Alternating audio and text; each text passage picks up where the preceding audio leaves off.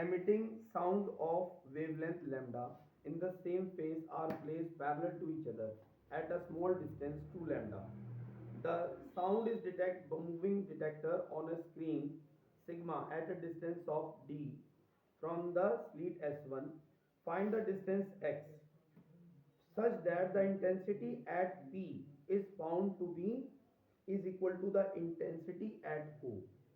जितनी आपकी इंटेंसिटी बेटा ऊपर है उतनी ही इंटेंसिटी आपको मिले कहां पर बेटा पी पर।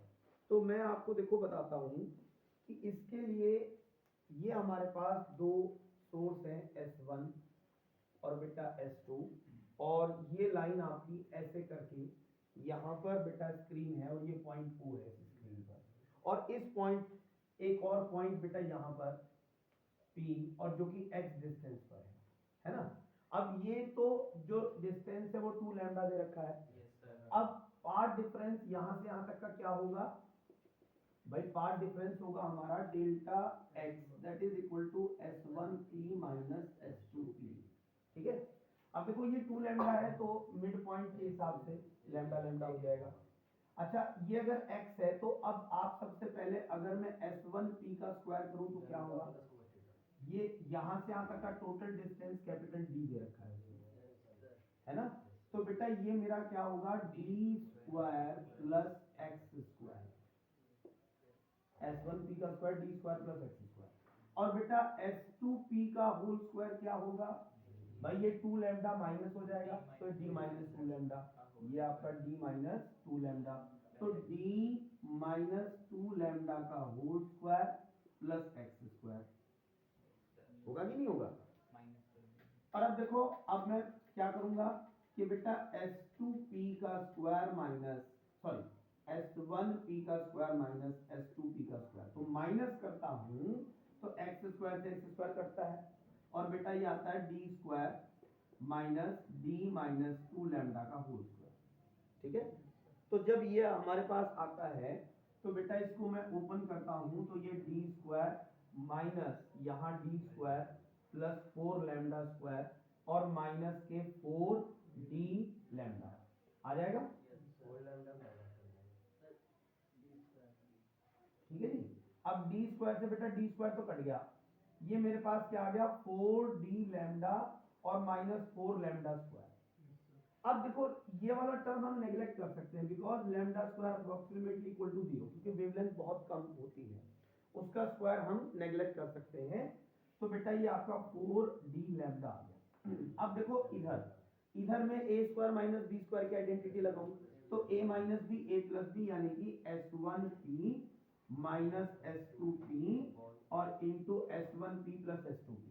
अब S1p प्लस S2p क्योंकि मेरा d जो है लैम्डा से बहुत बड़ा है तो ये आपका d और d ये आपका 2d हो सकता है ना, डिवाइडेड बाय यहाँ पर मतलब कि कैपिटल D प्लस d हम इसको लिख सकते हैं क्योंकि ये आपका d है और ये मतलब कि बहुत दूर है और d आपका लैम्डा से बहुत बड़ा है तो ये d प्लस d अगर हम लिख लें तो बेटा ये मेरे पास क्या आ जाएगा आपका डेल्टा x, ऊपर से हम इसको लिख देंगे तो ये आपका 2 लैम्डा आ गया that is equal to 2 lambda. ठीक है, और इसमें हम एक बात देख और हाँ एक प्रॉब्लम है बेटा, नहीं एक गड़बड़ होगी इसमें। दरअसल ये आपका x भी तो है, ये d है तो ये x भी तो है, तो इन दोनों को हम ये नहीं लिखेंगे बल्कि हम इनको लिखेंगे आपका 2 into under root d square plus x square. ये d है ना, ये तो x ऊपर है तो ये भी square root of d square plus x square और ये भी square root of d square plus x square. तो बेटा ये लिखा जाएगा, अब ये लिखा जाएगा 2 से ये आपका 2 आ गया तो S1p minus S2p equal to 2d lambda upon square root of d square plus x square. ये आ गया है ना। तो ये हमारा पार्ट डिफरेंस है, ये हमारा क्या है पार्ट डिफरेंस। तो पार्ट डिफरेंस अब वहां पे यहाँ पे भी मैक्सिमा है तो वहां पे मुझे मैक्सिमा चाहिए तो मैक्सिमा के लिए मैं इसको किसके बराबर रखूंगा n लैम्डा, तो n लैम्डा के रखूंगा तो इसलिए that is equal to n lambda और that is 2d lambda divided by under root d square plus x square. तो बेटा डी लैम्डा से लैम्डा कैंसिल हो गया, ठीक है। तो बेटा ये मेरा n इज इक्वल टू ये है। अब मैं इसको n into D square plus x square, या मैं एक काम कर लेता हूँ D square plus x square को तो इधर ले आता हूँ और ये 2d बाय n कर देता हूँ, स्क्वायर रूट कर देते हैं। तो d square plus x square equal to 4d square upon n square, ठीक है।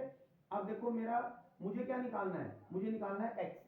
तो बेटा एक्स स्क्वायर इक्वल टू क्या आएगा, इसको इधर ले जाएंगे तो डी स्क्वायर आपका बाहर आ जाएगा और ये मेरा बेटा 4 अपॉन एन स्क्वायर माइनस 1, या x equal to under root आपका मतलब कि d बाहर आ गया 4 अपॉन एन स्क्वायर माइनस 1। अब मुझे x को मिनिमम करना है, तो x को मिनिमम करने के लिए मुझे n की वैल्यू कम से कम 1 लेनी चाहिए। अगर देखो मैं सोचो यहाँ n की वैल्यू 1 लेता हूँ तो यहाँ पे 4 अपॉन 1 ये 3 आ जाएगा, यानी कि आंसर आएगा d अंडर रूट 3, जो कि सही आंसर है। अगर मैं n की वैल्यू यहाँ पर 0 ले लूँ तो ये तो नॉट डिफाइंड हो गया, वो नहीं हो सकता। अगर मैं यहाँ पे 2 ले लूँ तो 4 माइनस 4 मतलब कि वो भी आपका 0 हो जाएगा, ठीक है। अगर मैं यहाँ 5 लूँ तो नेगेटिव आ जाएगी। तो बस यही आपका एक अप्रोप्रिएट आंसर है for n equal to 1। That's it, this is the answer, यही है।